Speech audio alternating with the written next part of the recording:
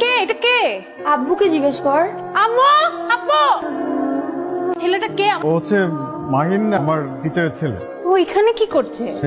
ও আসছে, কয়েকদিন থাকবে। এটা তোমার আপুকে দিয়ে দিই। তোমার এত বড় সাহস, আবার গিফট আনছো? এটাই না, এটা পার্সেল তোমার আপুর জন্য কি জন্য পাঠিয়েছি। কোথেকে আসছে এটা? যে মাইন ভাইয়া দিছে।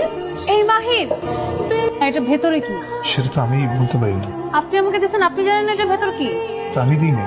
তাহলে এটা কে দিচ্ছে? উপরে উঠছিলাম তখন আমার চাচা বললো একটা ডেলিভারি বয়টা আপনার জন্য দিয়ে গেছে।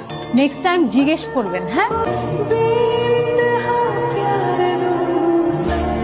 তার মানে এই ছেলে এই জন্যই আমাকে সবসময় ফলো করে।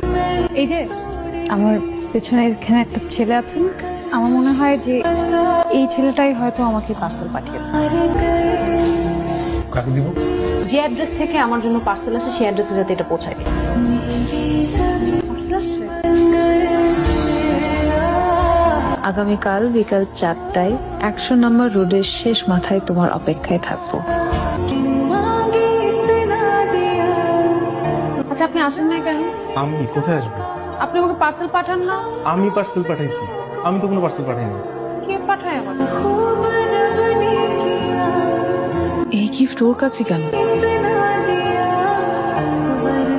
আপনি রেডি হন তো, বাইরে যাবো।